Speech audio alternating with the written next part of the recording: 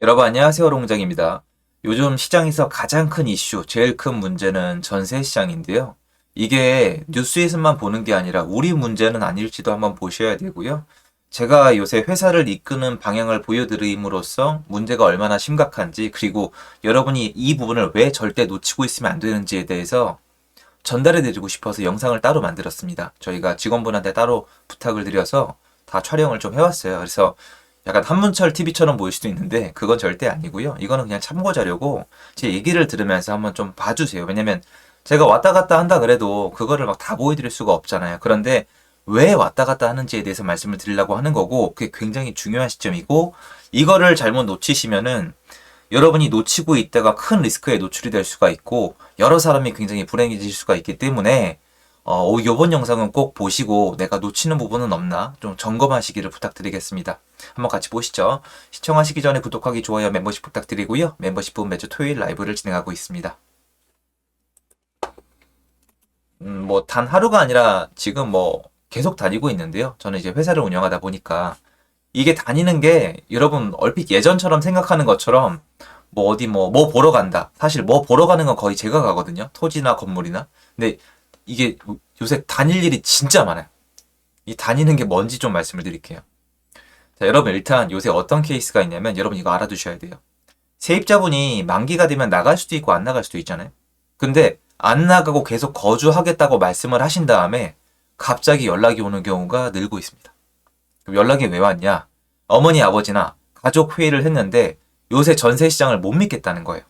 왜냐면 뉴스 틀어보세요. 제가 여러 번 말씀드리는데요. 세입자분이 뭘 잘못해서 당한 게 아니에요.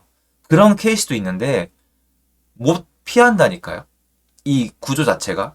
그러면 사람들이 어떤 생각이 드냐면은 전세를 계약하면 안 되겠다. 말 그대로 전세 기피 현상이 일어납니다. 그래서 전세로 안 들어오세요.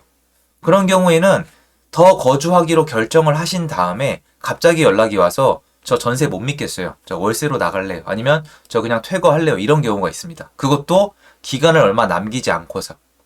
어쩔 수 없어요. 그러면 어떻게 하는 게 좋으냐? 사전에 이렇게 찾아봬요. 거의 전국에 안 가는 데가 없거든요, 지금. 힘들어도 어쩔 수 없어요. 이거는 내가 책임져야 될 부분이에요. 이건 임대 사업이에요. 나는 임대인이기 때문에 임대인으로서 최선을 다해야 돼요. 책임을 다해야만 합니다. 그 안에 임차인분을 안심시키는 것도 들어 있습니다. 제가 봤을 때. 왜냐면 고객님일 수도 있고 어떻게 서로 생존을 하기 위해 서로 필요한 거잖아요. 찾아뵙고 통장 잔고를 보여드려도 좋고 부동산에 모시고 가도 좋고 이런 계획을 가지고 있고 이렇게 돼서 이렇게 된다. 요새 이런 걱정이 있다고 하셔서 얼굴 뵙고 인사드리러 왔다. 우리 상황은 이렇다. 그래서 요러요러하다.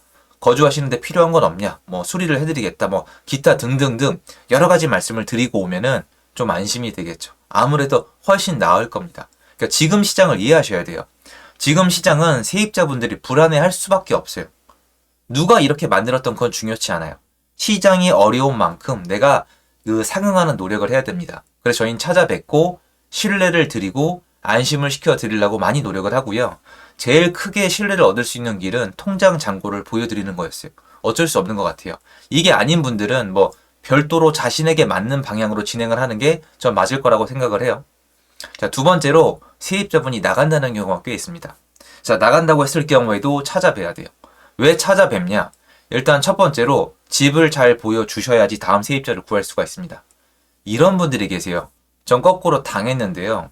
네가 네 집을 잘 보여줘서 다음 세입자가 구해줘야 집을 네 보증금을 돌려줄 수 있으니까 무조건 협조하라는 사람이 있었어요. 저 이 원룸에 살 때 엄청 싸웠거든요. 맞는 말일 수도 있죠. 그렇게 할 수도 있고요. 지금 그렇게 하는 분들 엄청 많은 걸로 전 알고 있습니다. 그런데 여러분들이 착하고 순진한 세입자분들만 만났나 본데 그딴 식으로 하다가 진짜 아작이 나는 경우가 있습니다. 세입자분들 중에 순박한 분들이 정말 많거든요. 그게 아니라 가서 부탁을 드리던 대가를 드리던 지금 상황이 이렇다. 그리고 선생님이 잘 나갈 수 있도록 집을 보여줘서 다음 세입자를 최대한 구할 거고 못 구해지면 이런 계획을 가지고 있다. 다만 집을 좀 잘 보여주셔라. 정말 부탁 좀 드린다고 얼굴을 뵙고 뭐 하나 드리면서 부탁을 하는 게 전 맞다고 생각을 하거든요. 그래서 그럴 때도 이렇게 찾아뵙습니다. 찾아뵙고 상황을 설명을 드리고 집을 보여주는 걸 부탁을 드리고 두 번째로 퇴거 날짜에 대한 조율을 합니다. 요즘처럼 이제 수요가 없는 경우에는 세입자가 구해졌을 때 앞에 세입자분이랑 이사 날짜가 안 맞는 경우가 많거든요. 그럴 경우에는 여러분이 사전에 얘기를 해서 요새 세입자분이 구하기 어려우니까 좀 날짜를 틀어서 선생님이 좀 일찍 나가주시면 일찍 나간 다음에 거주하는 공간에 대해서 내가 비용을 지불하겠다. 또는 조금만 더 있다가 나가주시면 감사하겠다. 요렇게 또 조율이 가능합니다. 그래서 이렇든 저렇든 찾아뵙고 인사를 드리고 대화를 통해서 그 다음에 향후 계획을 조율하는 게 훨씬 더 좋습니다. 그런데 찾아뵙지 않고 무조건적으로 통지 방식으로 가게 되면은 서로 오해가 있을 수도 있고 나중에 그걸 내가 왜 양보해야 돼요? 이런 케이스가 벌어지곤 합니다. 그리고 마지막 세 번째. 세 번째는 뭐냐면 다음 세입자분을 이제 구해야 돼요. 두 번째랑 겹치기도 하는데 다른 얘기잖아요. 세입자를 구할 때 요새 내가 예전에 전세 계약했던 그 공인중개사에 전화 한 통 띡 한다고 해결되는 상황이 아니고요. 많은 분들이 저한테 이 얘기를 하세요. 전 너무 놀랐는데요. 요새 부동산 사장님이 전세 구해진다는데요. 구할 수 있다고 하셨는데요. 라고 얘기를 하는데 여러분 지금 상황이 어떠냐면 물론 그런 분들이 많지 않을 수도 있겠습니다만은 공인중개사님들이 수입이 없었어요. 1년 넘도록 수입이 없었어요. 정말 굶어 죽을 판이기 때문에 이게 자기 중개 물건을 다른데 내보내는 걸 별로 안 좋아하세요. 물론 당연히 전산망에 올리고 공동중개 하니까 나한테 얘기해 주면은 물건이 뿌려지는 거랑 똑같다고 말씀하시지만 그거는 사장님의 입장에서 팩트가 맞지만 엄연히 따지면은 우리 입장에서 봤을 때 그건 다른 거예요. 사장님이 중개 수수료를 임대인과 임차인 둘 다 먹는 것과 나눠 먹는 건 달라요. 우리가 봤을 때 완전 다른 거예요.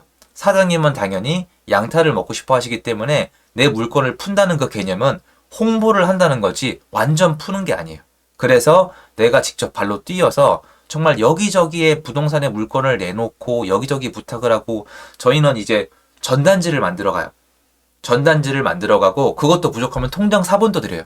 우리 이렇게 사업을 하는 사람이고 막 돌려막기가 아니라 보증금 돌려줄 수 있다. 이거를 어필을 하는 편이에요. 이게 안 되는 분은 다른 식으로 어필하시면 되는데 솔직하게 사업하셔야 되는 건 변함이 없잖아요. 그렇게 다녀서도 이게 될까 말까요? 비가 많이 왔다고 하시더라고요.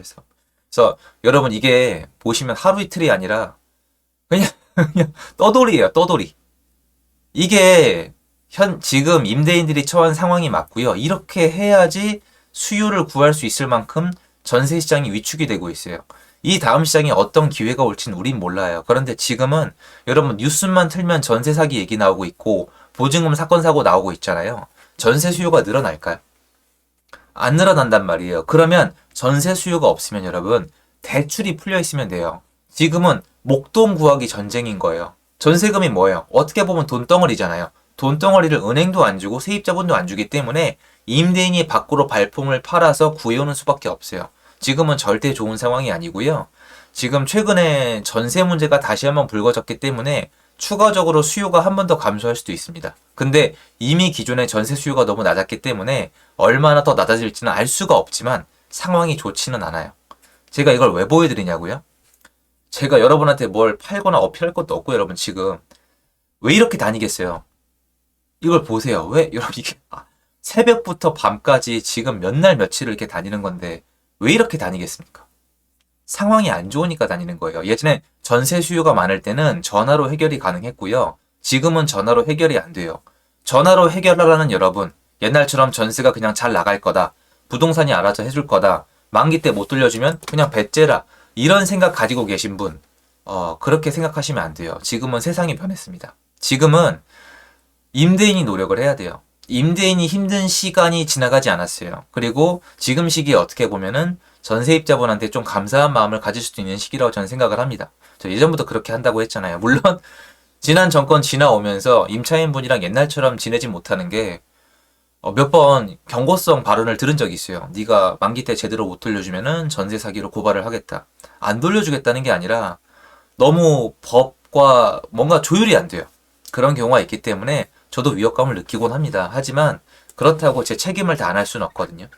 이런 태도로 임하면은 아마 세입자분들도 믿음을 가질 수가 있고 임대인과 임차인이 앞으로 관계를 다시 회복할 수 있다고 저는 생각을 하는데 그렇지 않고 방심하고 있는 분들이 많이 보여요. 어떻게든 되지 않아요. 지금은 임대인 입장에서 어떻게든 되지 않아요. 대출을 풀어줄 것도 아니고 전세 시장에 대해서 정부가 완전히 나몰라라요. 다 망가뜨려 놓고. 그러면 각자 도생이기 때문에 여러분들이 제 모습을 보고 아, 지금 상황이 장난이 아니구나. 내가 진짜 발품을 팔아서라도 살아남아야 되겠구나. 이걸 좀 느끼셨으면 좋겠습니다. 그래서 쉽지가 않습니다. 정말 쉽지가 않고 주택을 가진다는 거에 대해서 그 무게감에 대해서 정말 다시 한번 심각하게 고려하고 재고하고 내가 이걸 가져갈 수 있을지 한번 계산기를 다시 두들겨 봐야 되는 그런 시점이 아닐까. 약간 경고성 영상을 만들고 싶어서 제가 경고하는 게 아니라 세상이 경고하고 있는 걸 공유 드리는 겁니다. 그러고 싶어서 영상을 좀 만들어 봤습니다.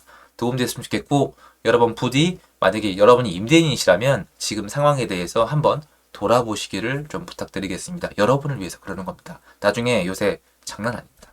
제 영상 여기까지고요. 도움됐으면 좋겠습니다. 감사합니다.